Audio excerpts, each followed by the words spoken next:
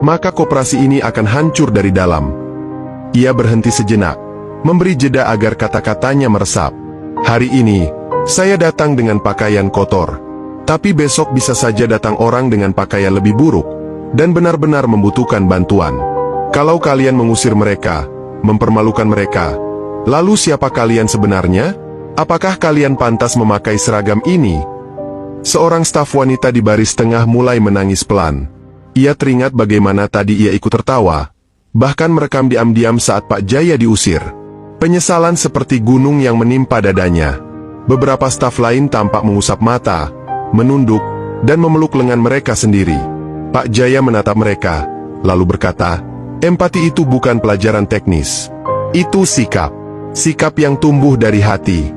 Dan saya tidak akan membiarkan koperasi ini dipimpin oleh orang-orang yang tidak punya hati.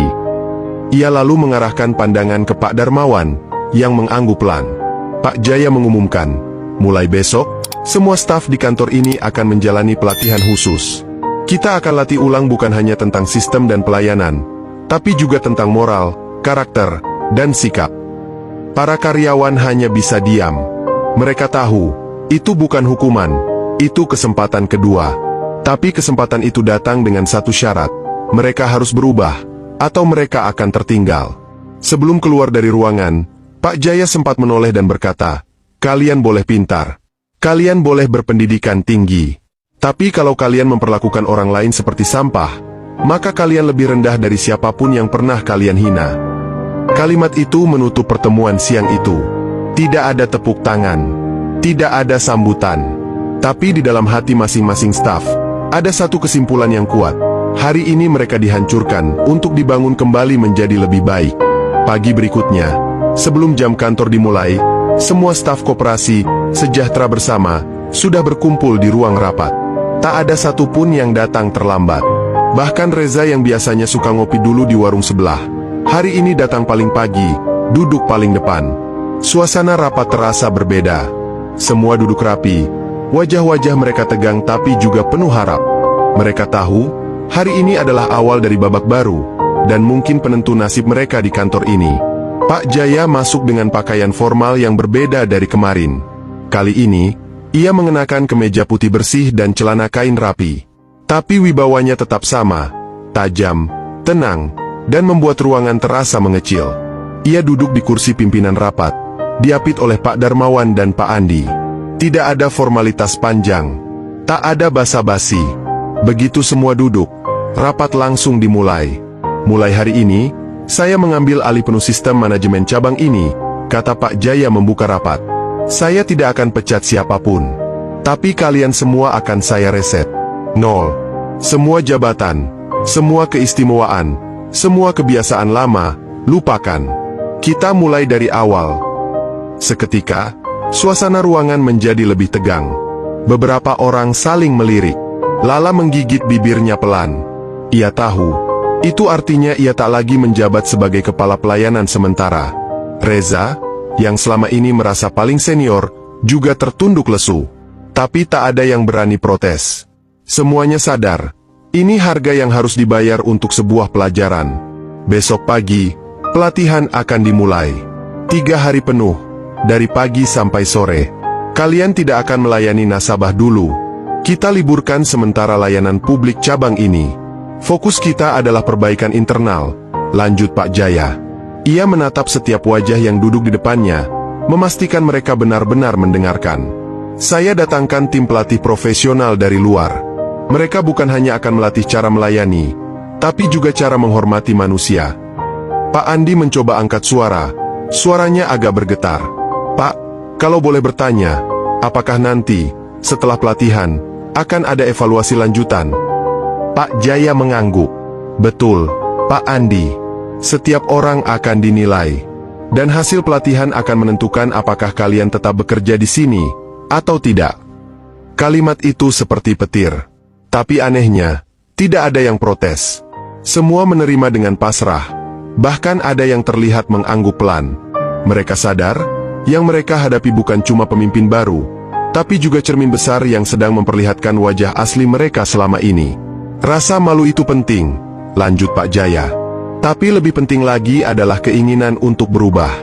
Dan saya percaya, beberapa dari kalian, meskipun kemarin bersikap buruk, masih punya niat baik untuk memperbaiki semuanya. Lala mengangkat tangan pelan.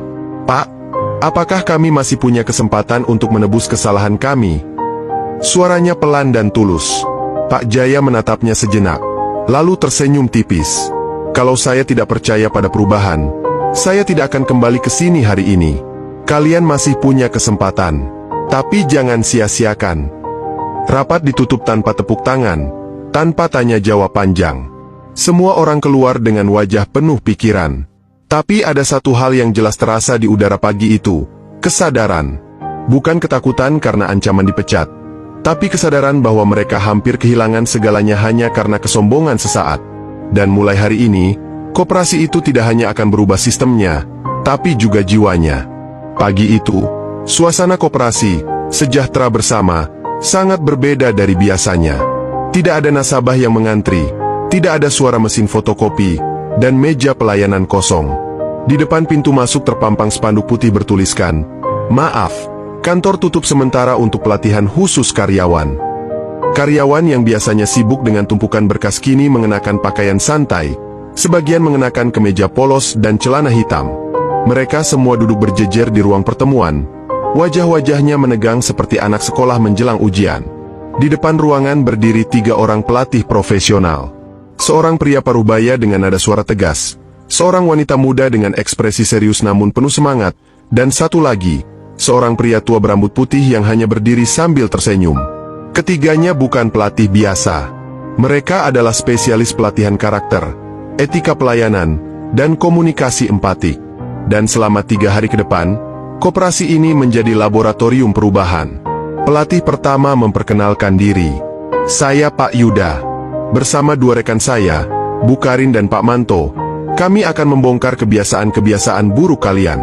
Bukan untuk menghakimi, tapi untuk menyelamatkan kalian dari diri kalian sendiri. Kalimat itu langsung membuat semua peserta pelatihan terdiam. Reza, yang biasanya suka komentar, kini hanya menunduk. Lala, yang kemarin menangis, kini mencatat setiap kata di buku kecil yang ia bawa. Hari pertama dimulai dengan sesi refleksi. Setiap karyawan diminta menulis pengalaman paling memalukan atau menyakitkan yang pernah mereka alami saat dilayani dengan buruk oleh orang lain. Suasana mendadak emosional. Banyak dari mereka menulis sambil merenung dalam. Tak disangka, ternyata banyak yang pernah mengalami diskriminasi, penghinaan, bahkan penolakan. Tapi mereka tidak sadar bahwa kini mereka memperlakukan orang lain dengan cara yang sama, bahkan lebih buruk. Setelah itu, sesi dilanjutkan dengan permainan empati. Pelatih membagi mereka dalam pasangan, lalu meminta satu orang berperan sebagai orang kecil, petani, pedagang kaki lima, pengangguran, dan pasangannya berperan sebagai petugas koperasi. Mereka diminta saling berdialog. Awalnya canggung, tapi perlahan satu persatu mulai menangis. Saat Lala berpura-pura menjadi ibu penjual sayur yang ingin menabung Rp50.000 dan ditolak dengan dingin, matanya berkaca-kaca. Ternyata sakit banget. Ya, bisiknya pelan. Hari itu ditutup dengan satu sesi paling menohok.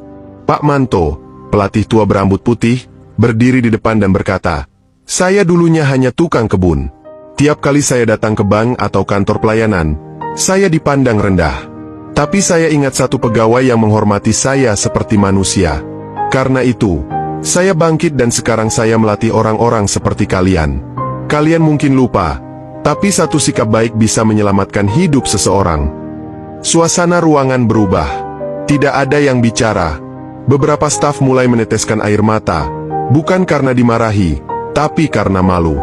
Bukan karena takut dipecat, tapi karena sadar, mereka selama ini tidak pernah benar-benar melayani. Mereka hanya bekerja, menggugurkan kewajiban, tapi tidak menanamkan empati dalam setiap tindakan mereka. Sebelum bubar, Pak Jaya masuk ke ruangan. Ia hanya berdiri di pintu, lalu berkata, "Kalian baru mulai, dan saya sudah melihat perbedaannya. Lanjutkan. Karena koperasi ini tidak butuh karyawan yang sekadar bisa menghitung uang. Kita butuh orang-orang yang bisa menghargai manusia." Hari pertama pelatihan ditutup dengan sunyi, tapi penuh makna.